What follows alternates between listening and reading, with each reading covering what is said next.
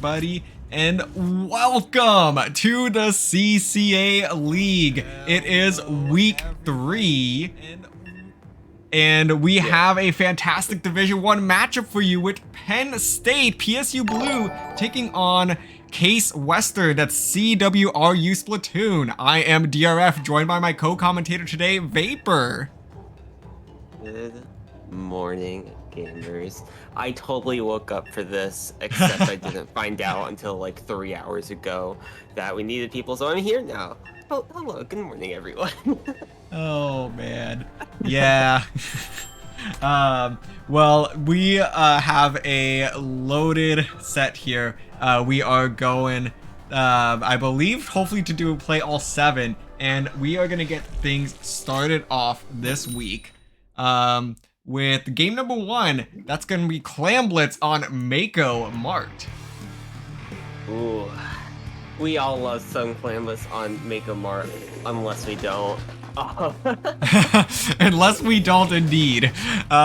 Taking a look at the compositions here for these two teams, we see Kraken with that signature brush on Penn State. That is going to be really the focal point of this team. But on the other side, for Case Western, Batson, a competitive player themselves, rocking that signature mini splat lane. Yeah, but we don't just have Kraken on the brush, we also have Kraken on those dualies as well. True. Yeah, yes, this Penn State roster has 2 members named Kraken. So it might get a little bit confusing here and there, but early on with this, it tries to go ready. CWRU Splatoon looking to make an opening, but they go 2 down. Yeah, and this is definitely a very chippy fight to start things out. And that is going to be Penn State getting the first score here, chucking in that 1 power clam. A little bit of a follow-up here, able to get another 7 clams in, which actually makes this a pretty respectable push. Kraken, though, being the last one standing following that Penn State push, going to have to back off here, and this basket will close. But 59 remaining is definitely sort of the standard type of push that we like to see in Clam Blitz games. And getting another one with a bomb, trying to find another pick, and Kraken ends up coming on top of that one, 6 clams, and holding this position right for another push when they're able to build a power, but just holding the stack, finding another pick as well. Kraken is on a rampage. Oh, that's Kraken doing Kraken things, to be quite honest. And there's another pick on Batson. That's the captain for Case Western, and that's going to be a huge takedown. That power clam is going to erase the entire penalty. And wow, look at this follow-up. All the way to 24 points remaining. Case Western looking for answers, trying to shut down this push, but Kraken and Kraken doing a fantastic job on that left-hand side, just continuing to cause trouble, allowing the rest of their team to gather clams and secure the knockout here in game number 1. Kraken, more like Crackton, right? Popping off, playing together even. Mare and Kraken just really well played as a team. They get game 1 here. Yeah, that was a very well fought game 1 indeed for Penn State. And, you know, they definitely have improved so much in these just past few weeks alone. Last week, taking the Comet Blasters to game 6. I know I was talking with Kraken, and you know there was definitely a little bit of self-doubt within the team going into that match last week. They definitely were struggling a little bit. They were like, you know, we'll try our best, but we don't know what's going to happen with the Comet Blasters. You know, like we're anticipating a sweep maybe. But they took 2 games off the Comet Blasters. Which, you know, that alone demonstrates so much growth, especially because I know that this team is coming with a lot of inexperience. So it's going to be a very dangerous team here through the rest of this set for Case Western to have to deal with. Yeah. You said it yourself, PSU wasn't ready heading into their Comet Blaster set, and they ended up taking 2 games out of it. But Case Western took a game off Comet Blasters themselves in week 1. So just showing that they're able to take games off these really strong teams, and now they're going up against each other. We're in for a good one. Yeah, these two teams should continue to be evenly matched, although Penn State came out guns blazing in game 1. Now looking forward towards game 2 here. Splat Zone's Hagglefish. And taking a look at the comps here, not too many adjustments being made. Yeah, so we did see a substitute out on the field, Kraken leaving Kevin coming in, but we still have this brush ready to go. They traded out those dualies for your backline Jet Squelcher, and finding a trade, not bad start, but this is Splat Zone's Hagglefish, and this is going to be a really stalemate heavy map mode. Oh yeah, as we are already seeing an exchange of the zones, neither team getting more than a dozen points to their name in these opening 45 seconds.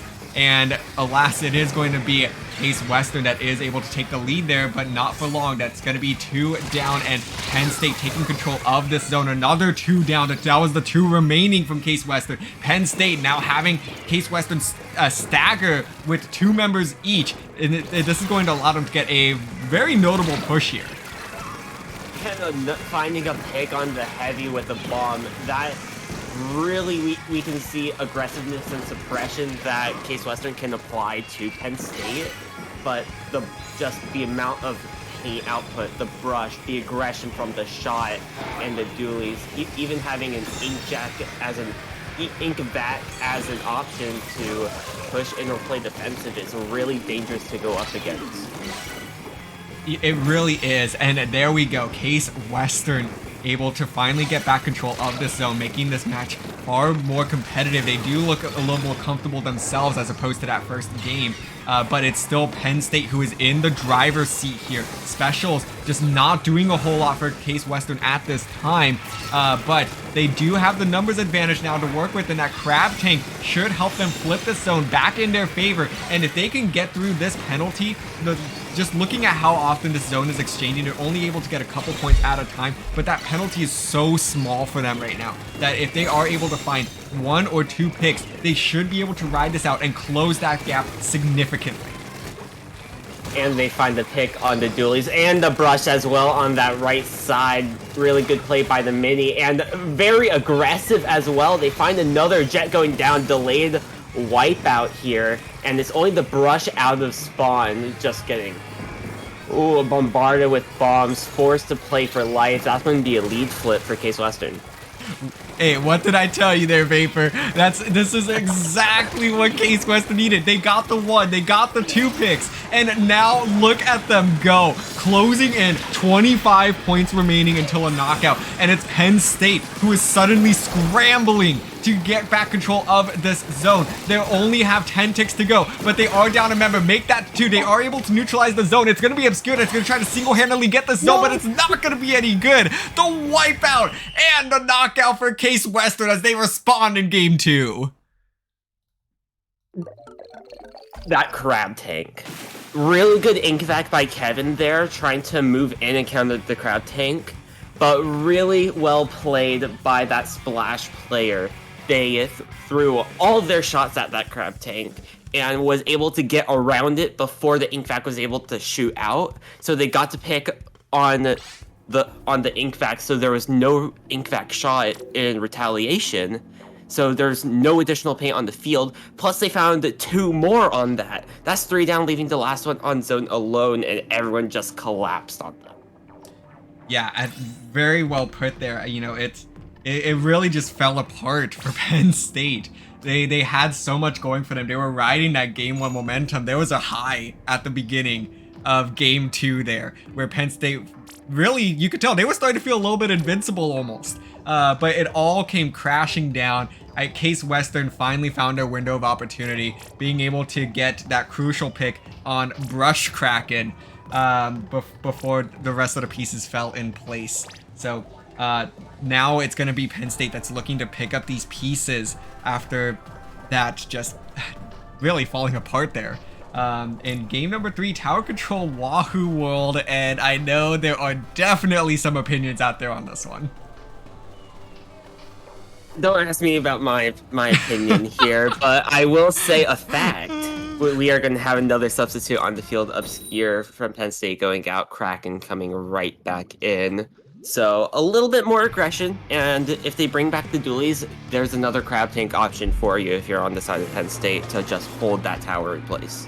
Oh, yeah, I would love to see some crab tanks coming out here, and there are those Splat dualies coming from, I guess we'll refer to them as Rush Kraken and Dualie Kraken for now.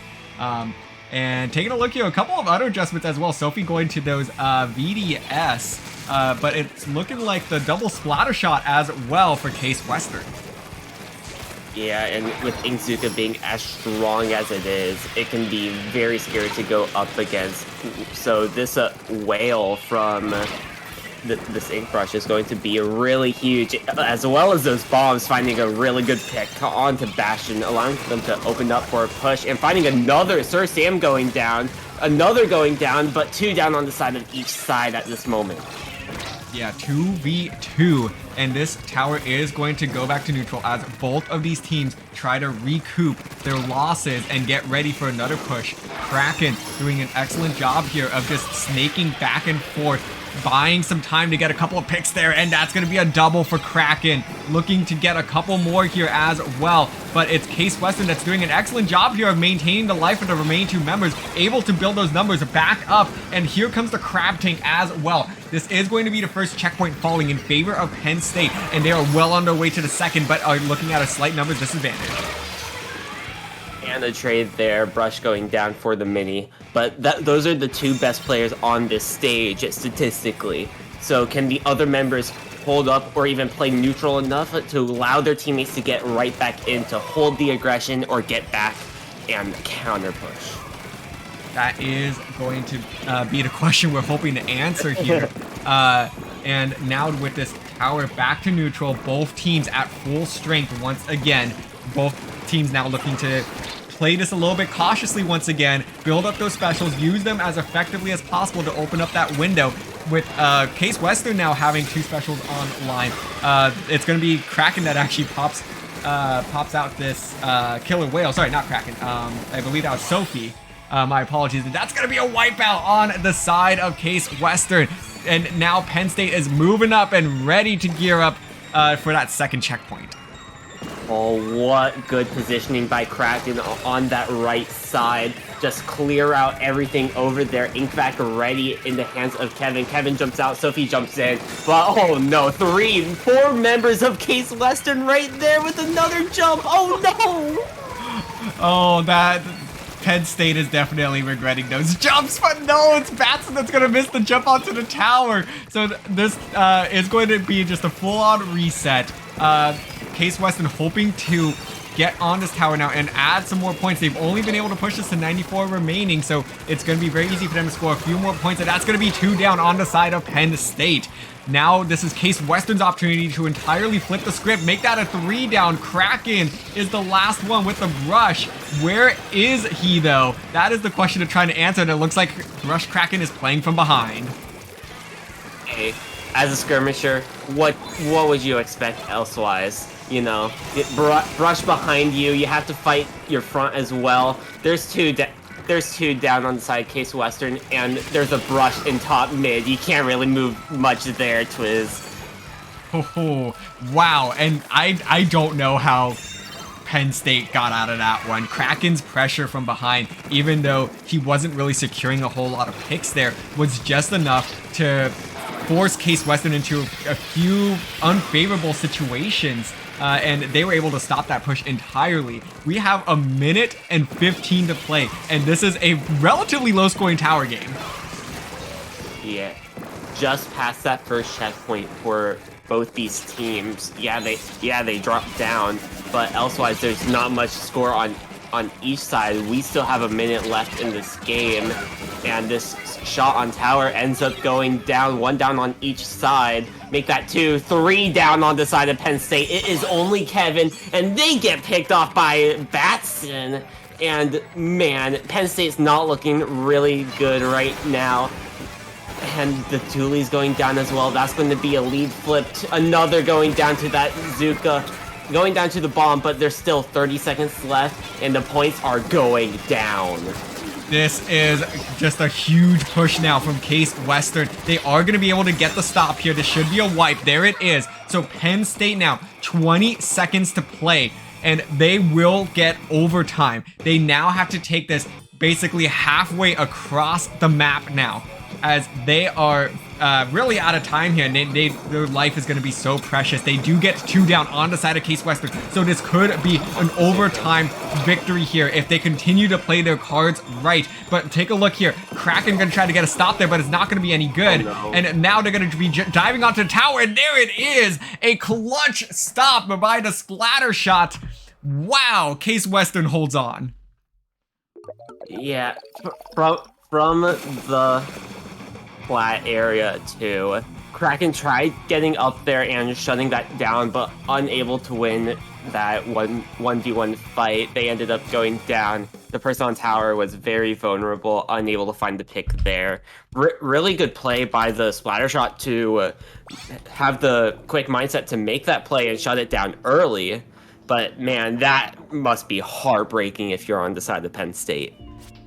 It really is, because Penn State had the opening push that brought it to 60 remaining, and it seemed like they could have been able to push up a little more, you know, maybe just overextending a few pieces there and going down. You know, you really can't do a whole lot when you're in a 1v3, 1v4 situation. So Penn State kind of had to back up and relinquish tower control, and we saw a couple more pushes after that from them, but they just weren't able to get back to where they had left off. And Case Western spent the entire rest of the game making slow but steady progress with that tower, ultimately finally opening the floodgates when they got that wipeout, and that just allowed them to push that all the way to what we saw 38 remaining.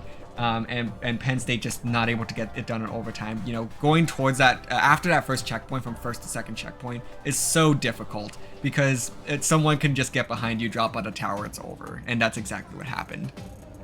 Yeah, and that's what makes Wahoo Tower better in this game than it was in Splatoon, where instead of that first checkpoint being, oh, hey, if you get by here, it can snowball all the way to the end, it's more like you have to get to that second checkpoint before it snowballs instead.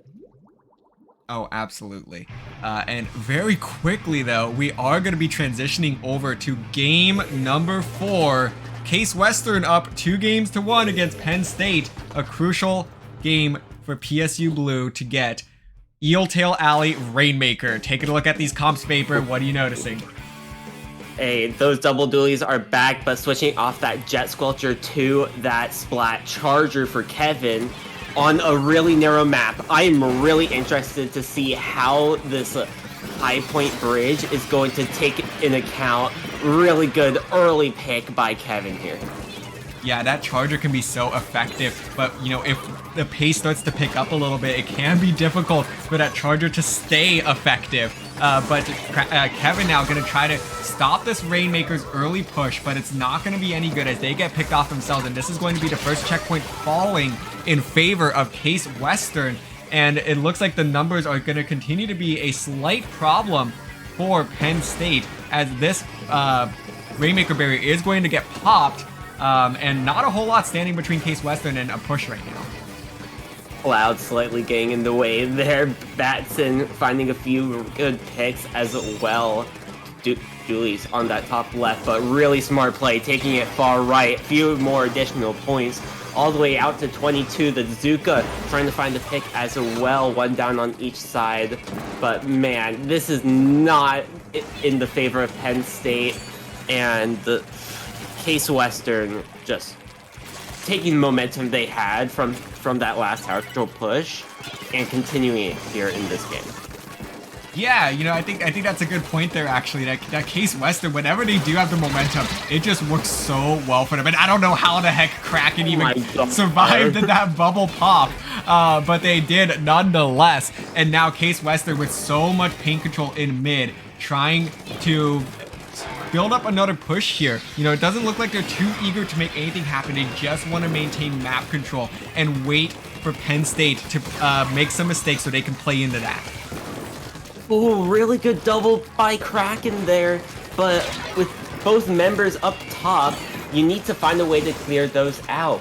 One of them ended up going down, but this Rainmaker looks like it's going to be pushing from the bottom. 3 down is the last one alive. popping that hammer. They do find the pick on the brush, but elsewise not much more.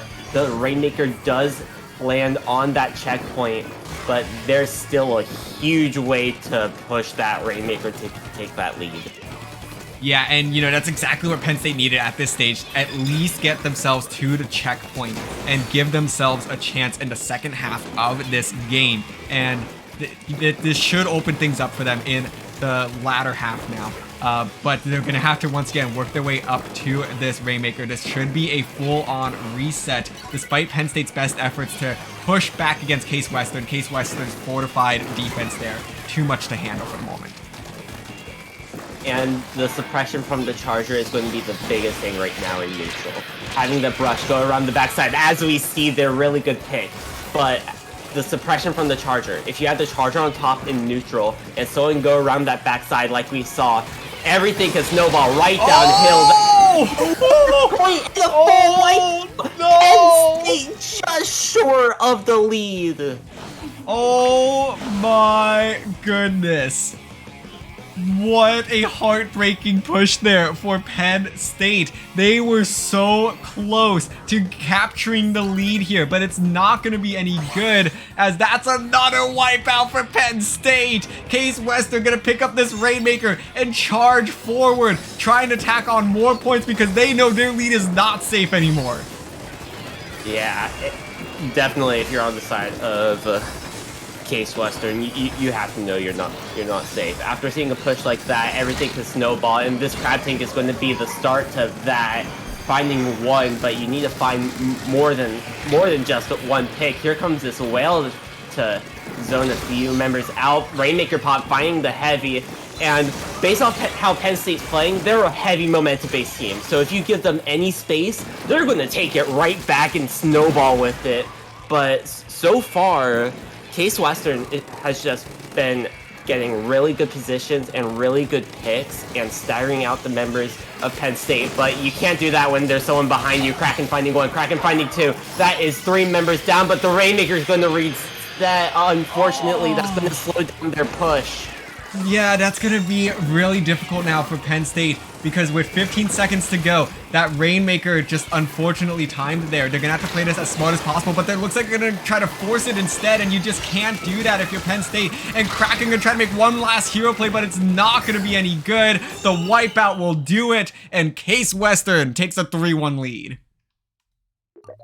Man, and that was a game you almost have to win as Penn State too. You have the weapons, you have the range, you just need to take those to your advantage. They probably played it a little bit too quickly than what they should have, but man, that's an unfortunate and heartbreaking loss. They need to pull it all the way back to find a win here in this set. Yeah, they are basically at the almost worst case scenario in the set now. They at least have one win from game 1 there. But now they're gonna have to climb 3 games to capture this set. Case Western, though, after that game 1 has responded beautifully and just really established some dominance here. I do think with that last Rainmaker game, though, that is a little bit of the inexperience of this team that is showing.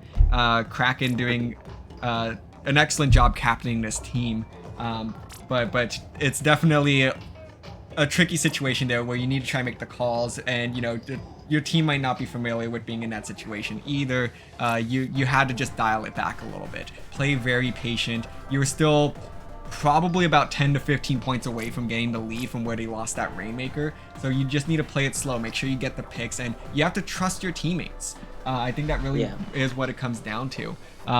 And that's actually going to be even more important here going towards game 5, which for some reason is Clam Blitz on Mincemeat Metalworks.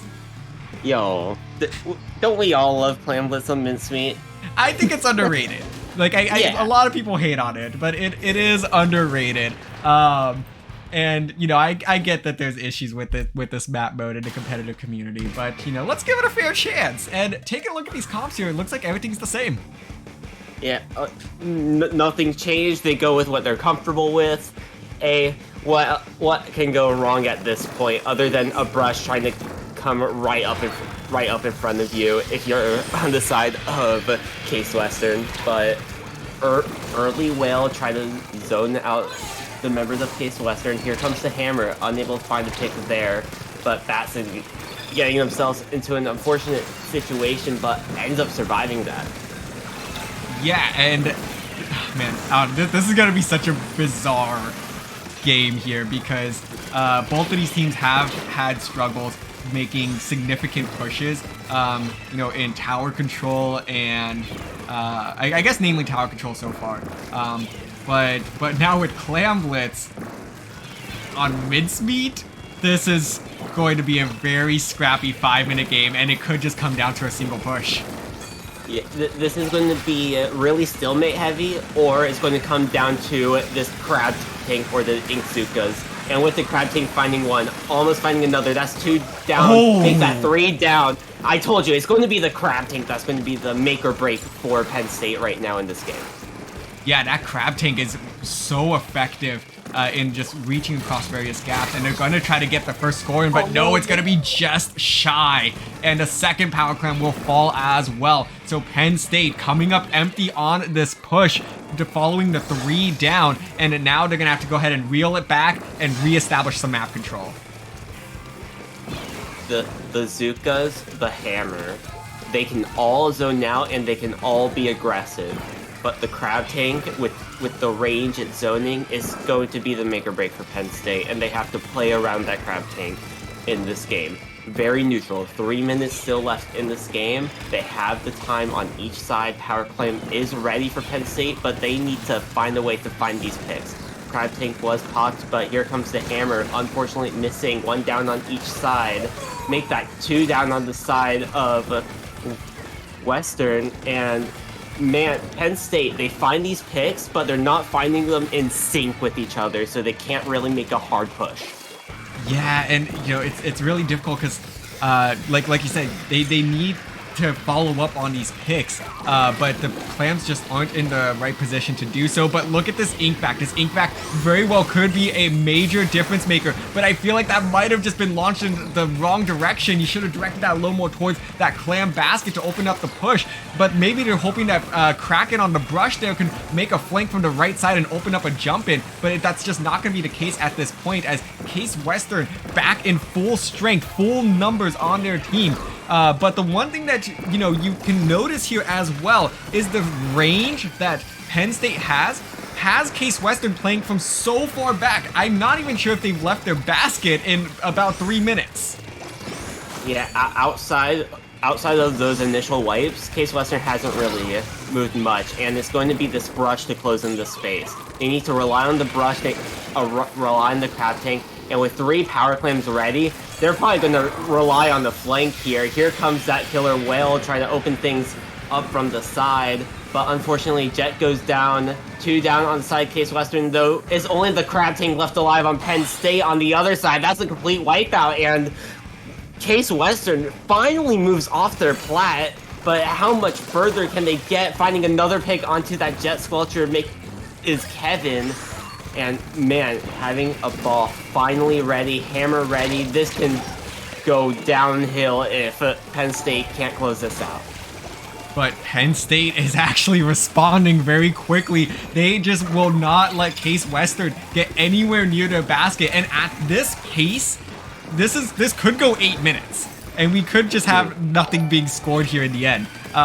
Just based on what I'm seeing so far, this seems like it's almost like an inevitable Penn State win. They've been the only team that's gotten close to scoring anything, and they just need to be a little bit more coordinated. Case Western kind of just on pace for certain doom in this game, unless they can find a major breakthrough, another wipe, in which they already have some central map control. So if they actually can find it here in overtime or the closing 15 seconds, you know, Case Western could turn this around, but so far this is looking like Penn State gonna have to try to score something in 3 minutes.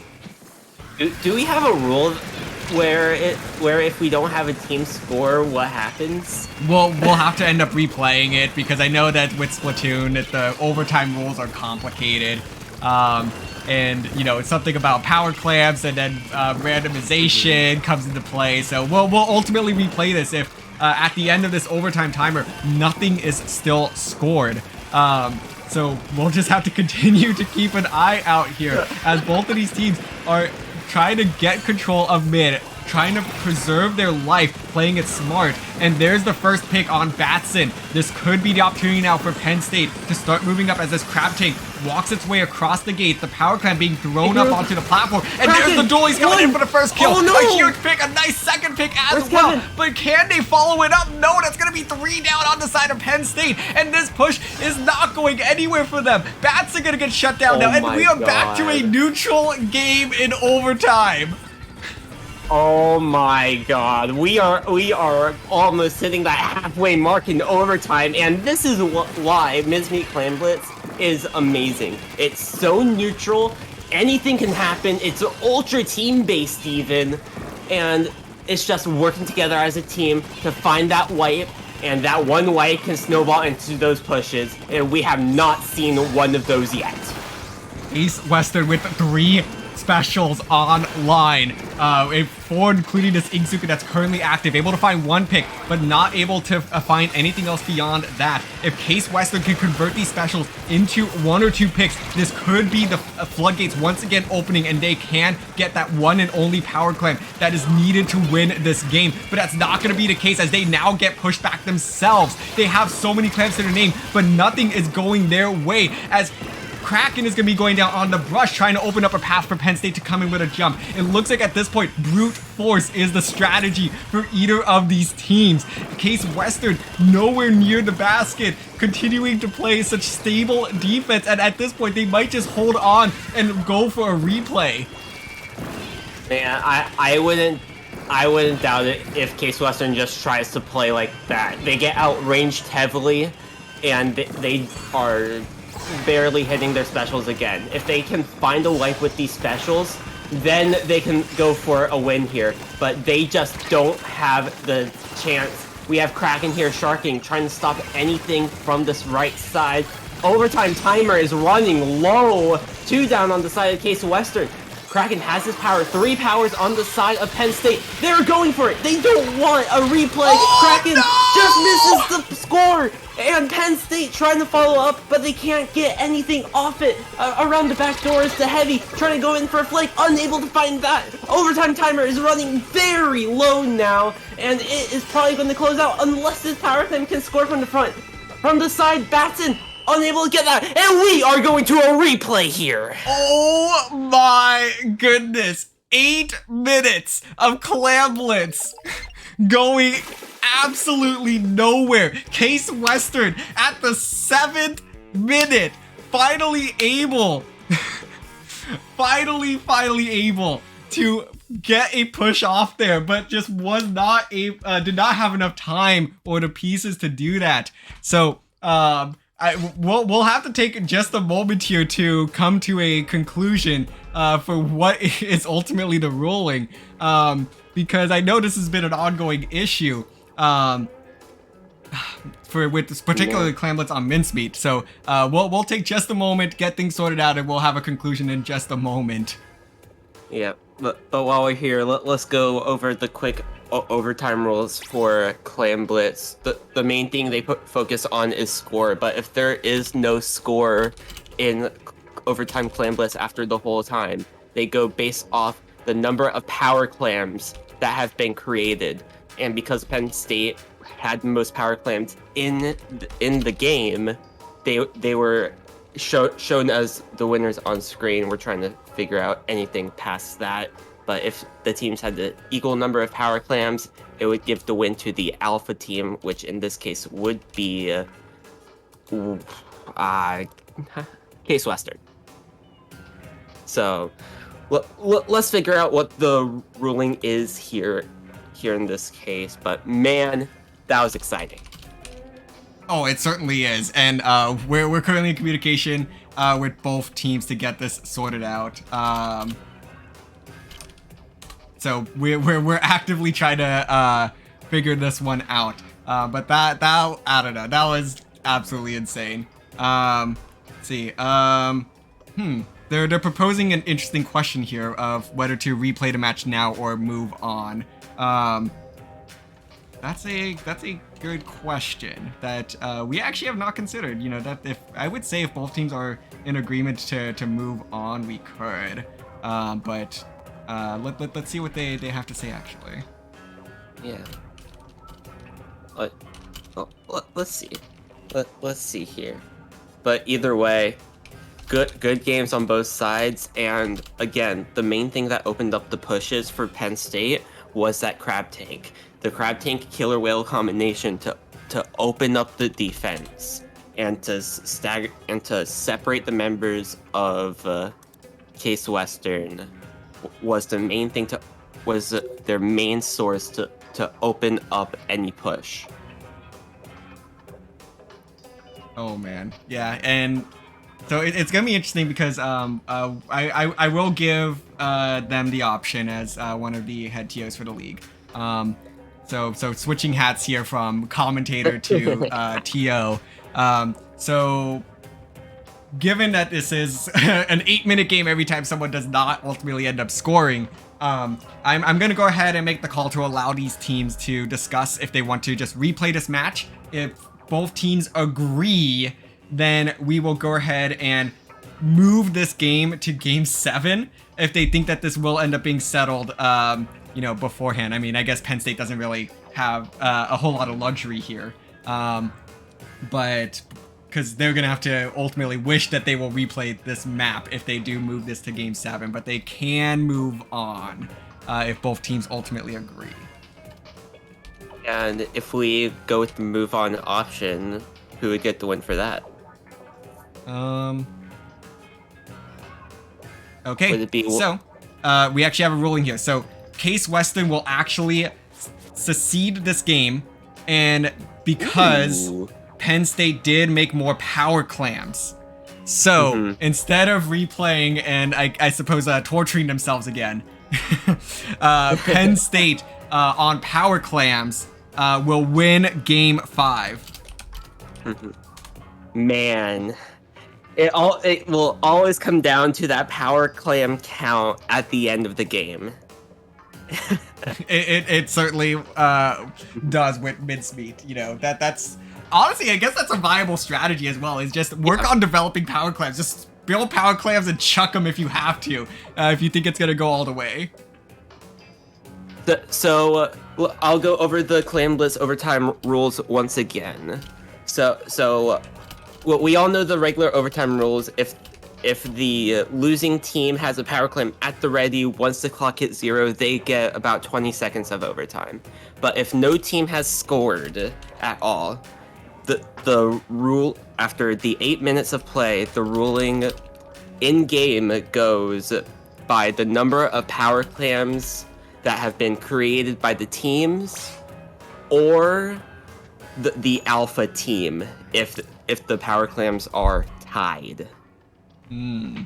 Yes. So, and because Penn State is the Bravo team in this scenario, it has shown that Penn State created more power clams in this case. Ah, okay. So yes, thank you for those specifics there, Vapor. So it looks like they're still sort of discussing it back and forth as they get geared up for game number 6, Splatzones on Mahi Mahi Resort. So we will have, as of right now, the ruling appears to be that Penn State, that the teams have agreed to allow Penn State to take this win on power clams. However, we will continue to follow up with that. But as it stands right now, it is a 3-2 set with Penn State winning game 5. And we'll go ahead and pivot for now to focus on game 6 coming up, because this all may not matter as we see Splatzones on Mahi Mahi Resort. A beloved Splatoon 1 stage. Don't we all love water? Oh man, who doesn't love water and going for a nice swim on these changing platforms? Oh boy. Oh no, Vapor, what are we seeing here? I wasn't looking at Kraken's reflux missile spam weapon. I wasn't looking at that first, but I'm more interested in this double roller comp that Penn State is bringing out. Oh man, and Kraken Odie working towards his second set of missiles. Here they go. And the double roll, as you mentioned, another interesting part of this composition.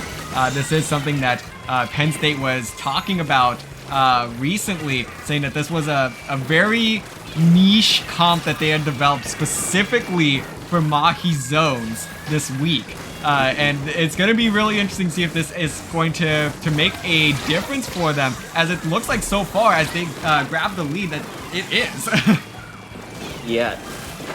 If I remember correctly, this is double carbon, so that's double Zipcaster Wavebreaker missiles on the side of Penn State. So having the missiles really good for displacing the opponents. The Zipcaster, pair that up with the missiles, get behind the opponents. Man, that could be really scary. 2 down on each side here. Kraken just spamming those missiles. What else do you expect from Kraken? But 2 going down to a bomb. 3 down. It's only the Carbon, last one alive. Finding 1, but going down as well. Delayed wipe there on the side of Penn State. But Case Western, they're looking pretty good right now. They just need to find a way to lock out. If they can get on the snipe of Penn State, that would be amazing for them. But it's going to be pretty difficult when they go 3 down themselves, and that is going to be a flip of the zone. Penn State doing an excellent job here of maintaining control. And now this is going to possibly snowball a little bit, as its Case Western is staggering. Yeah, Case West, this is just a back and forth set right here.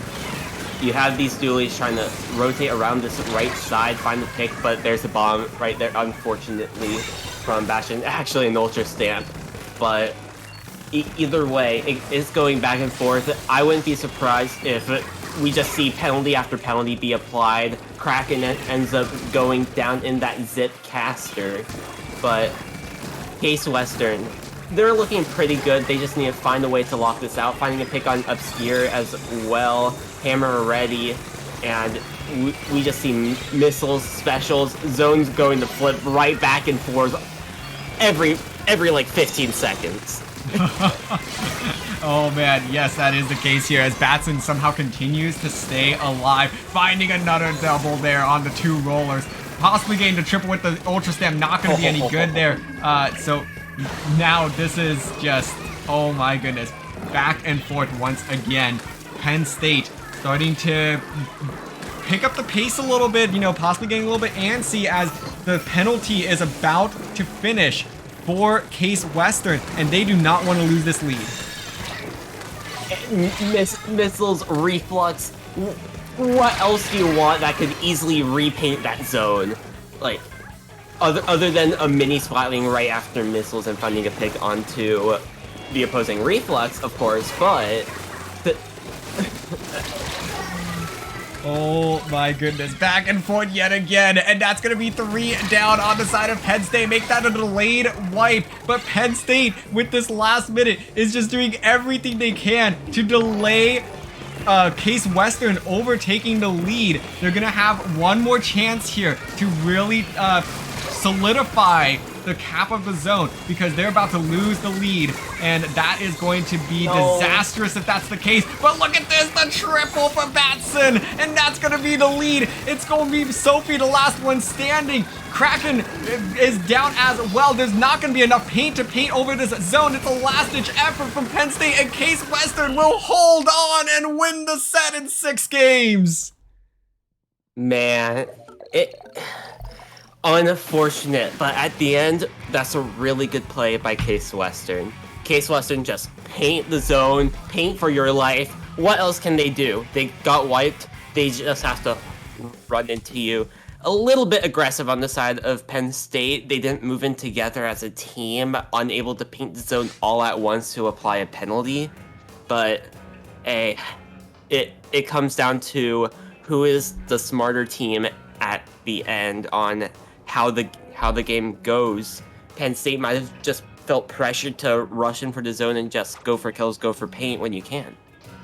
Yeah, and that's always a difficult situation to be in. You know, you could tell, like, as I was mentioning there, you could get a little bit antsy, and it just becomes difficult to maintain a little bit of composure at times, and make the right plays, because especially when that reflux went down, you lost all paint, and now Case Western is closing in on a knockout. Like, what do? You know, you're about to lose the lead. Do you want to secure the lead? Let them have the lead and try to build up your numbers and specials again.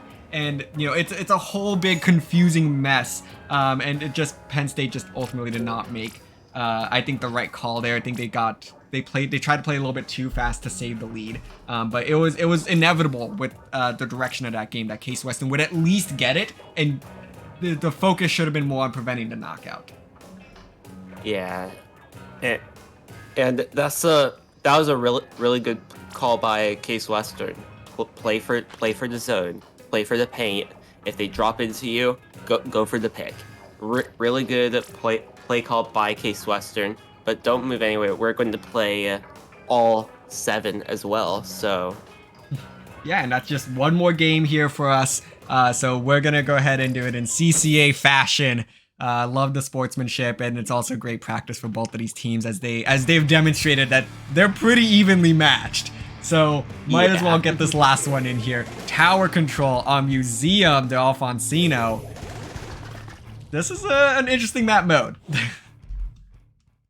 Yeah, Penn State, they went from having the most range to the least range to having a little bit about average range as the other team. It's really interesting seeing the range difference and seeing the adaptability that Penn State has, which can make them really scary if they can perfect these weapons together. So with 3 going down on the side of Penn State, very unfortunate for Kevin being the last one alive, going down to that Trizuka. And this first checkpoint is going to go in favor of a Case Western. Yeah, and you know, I know you're talking about it as well with like the comp of Penn State, and I think it is worth noting as well that that this isn't, you know, quite the full roster that they were used to from last season, and Penn State has already made a note that, you know, they're next semester they should be back at you know, their full team health and ready to make some noise in Division 1, you know, should they be able to stay there. And I'm sure that they will when that time comes.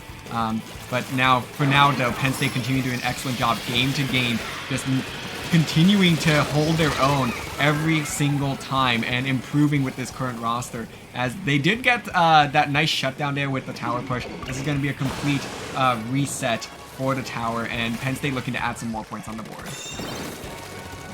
But ends up going 2 down. Unfortunately, Jet Squelcher forced back up. Kraken finds 1 with a bomb, and just sitting around mid trying to find any misstep from Case Western. And man, moving up, unfortunately going down. But Case Western, Penn State, they're holding their own. It's just that Case Western has been finding those consecutive picks and finding that outbreak to make a push. Yeah, and they just haven't quite found that opportunity quite yet. They're definitely, I think, playing maybe a little bit more hesitant. Even though the set is over, this will go down as a 4-2 victory for Case Western. But they're definitely, I think, continuing to play maybe a little bit too timid here. I guess just every time they're pushing right now, they are getting picked off. They're losing their numbers relatively consistently. So they're trying to play smart, but they might be playing almost too conservative as a result. Yeah, and they have this ink back ready to go as well. But one thing I want to see is that Jet Squelcher player move up and play forward a little bit more. They have the range, use that range and abuse it to zone out the opponents a little bit more.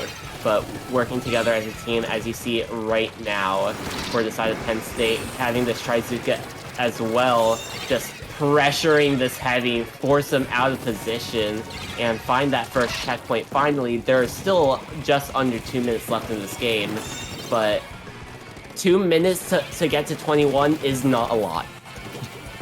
It really isn't.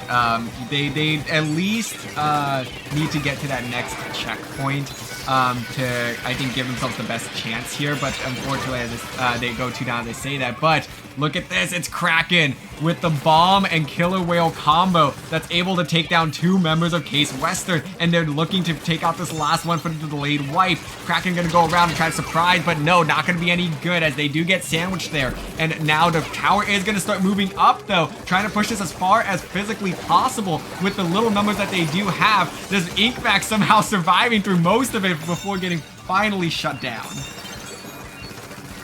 Really good play by Case Western, just collapsing onto the last few members every single time. Really good hammer by Batson, but they go 2 down to the line marker, I'm pretty sure that was. And man, like, it always comes down to this case by case. Penn State, they find the pick, they find 2 picks, but there's always at least the 1 member of Case Western left alive, where Penn State ends up going 3 down. It's only Kevin. They're forced to back all the way up, and they're getting chased as well. This could be another wipe, but somehow surviving. Really good survivability by Kevin there. And the Kraken drops in. Oh no, unfortunate. Going down to the mini. Batson still up here, finds another. But the big point of this game is that Penn State, they find those picks, but they're unable to find that complete wipe. And things like this is what makes it really important to find those wipes, because that last member was a shot that had Zuka ready, but with Kraken moving up, they find one, the Heavy's on top. They need to find the Heavy to stop that tower, and they do find the Heavy, but the dualies go down. Oh, but that was a huge pick, getting the person off the tower, the VDS there. And Kevin is going to be able to survive here with the Inkback, hoping to get Batson, but Batson's going to stay alive, and that's going to be the last person. Kraken's the only one that can save this tower, but no, it's going to be too little, too late. And Case Western will win this Game 7 in clutch fashion to tie up a phenomenal set between these two. Man, these teams, they're neck and neck with each other. We need to just say that by looking at this whole set. Absolutely.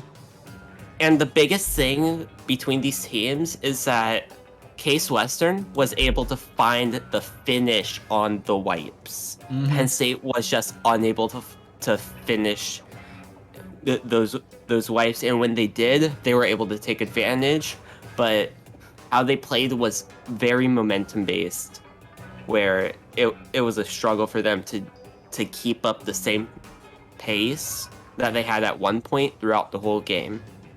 Yeah, I think that's an excellent point there. It really did sort of come down to Case Western optimizing those opportunities when they saw the wipes and the major number advantages. Penn State, they saw a few of those opportunities as well, and they were able to capitalize on a few of them, but not as many as they could have. And I think that's ultimately what caused this set to go the way it did. 4-2, if you want to include the friendly game 7, 5-2 in favor of Case Western. But Penn State was there almost every game. I think we had, one dominant game from Penn State and one very dominant game from Case Western. So, but otherwise, their other 5 games were close. And I mean, we had, what I think will be a very memorable mincemeat clams game where it was just, those two teams were so even. I think Penn State did have the edge. And oh no, what is this? Yes. oh boy. I hope you like drip picks, David. I can't tell if I'm part of the drip pick or if I'm in danger. How about both? Oh boy. All right. What could possibly go wrong? Everything. But either way, these two teams, that if they stay with this roster or even buff up their roster throughout these next few years, we have no idea how how much time that these two teams have left with each other. We don't know if all these people are first year. I want to say Penn State is mostly young. Yeah, Penn State's mostly young, but can we say for Case Western, are they all younger players, or is one of them in their fourth year and about to graduate, where they might have to make a roster change? Who knows? Yeah. Who knows? But either way, this can be really good for either of these teams. They have time to buff up their roster heading into future seasons. Yeah, and that's the beauty of collegiate. You know, just you're forced to be making very consistent roster changes.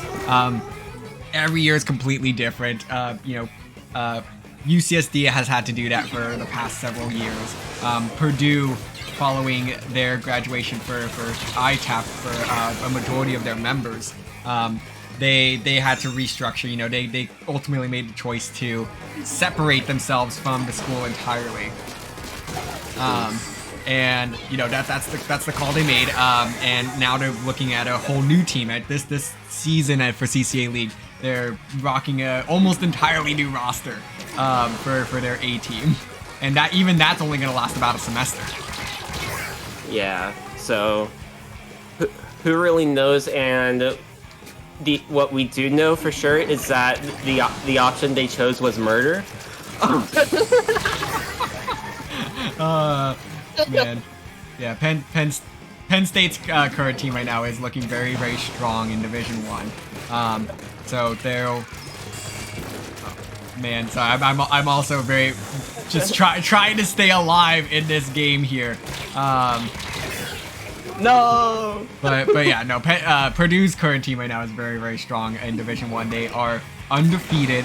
I believe they should be. I'll have to double check, but I'm pretty sure they are 8-0 across their games. Let's actually verify that real quick. Yeah, I'm Boilermaker Special is 8-0 across weeks 1 and 2. We're still waiting on week 3 to be reported for Div 1, but either way, Boilermaker Special looking pretty strong. Oh yeah, right now, just looking at the standings in general, this is going to be Purdue's group to lose in Group A, and in Group B, it's actually University of Central Florida's Night Sharks that are making a lot of noise here, able to get the 4-0 victory last week against UCSD Esports Gold, which is a really, really big victory there for them, and they are now currently 8-0 as well. So could this be a collision course for University of Central Florida and Purdue? That remains to be seen, but they're looking to be the two favorites in their respective groups at this time.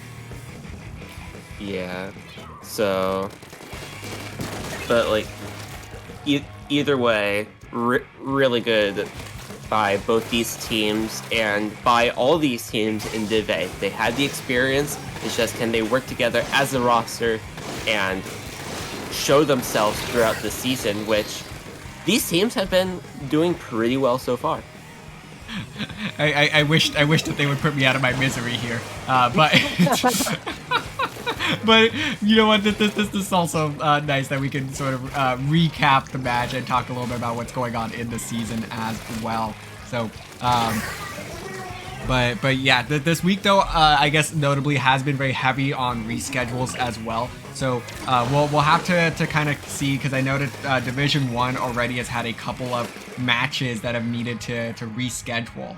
So the picture might still be a bit hazy even after today, but we'll have to see, because I'm really keeping an eye out for that MSU versus Purdue match, because MSU is still undefeated as well. I believe they are 8-0 in their games to start out the season.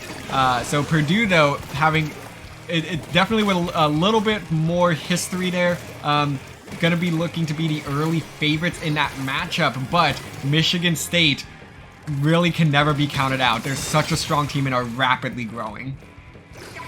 And let's talk about how those teams play week 3. Oh man, sorry. Yeah. All right. Hopefully don't put me out of my misery here. Great. Hey, you did it last second. Good job. But either way, really good job to both these teams and everyone else throughout Division 1. We're going to call it here. Thank you all for supporting CCA Week 3, and we'll be back at some point. at some point later this season with Week 4 and maybe more Week 3 matches. Yeah, there's a number of reschedules as I mentioned, so we'll hopefully be able to catch a few more of those week 3 matches, perhaps at a later date. But yes, definitely keep your eye out on those standings. Things are constantly shifting across all the divisions, and I'm super excited to see what the rest of this season has in store. Vapor, thank you so much for joining me today. Go ahead and plug yourself. Where can our chat find you? You guys can find me continuing some schoolwork here once we press the stop streaming button, but you could also find me on almost any social media at V4P0R_SPL. Where can the viewers find you at, David? DRF_Splatoon on Twitter and on Twitch, hopefully soon again, Triton DRF. So that is going to do it for us here today. Congratulations to Case Western for their 4-2 victory over Penn State. We're going to go ahead and get a raid going here. Let's go ahead and send it over to Squid School, actually. They do a phenomenal job of teaching people more about the game and doing all of that. And, you know, it's school themed, so why not? It's the perfect way to go. So we'll go ahead and get that started. Thank you all so much for joining us once again, and we hope to see you very soon.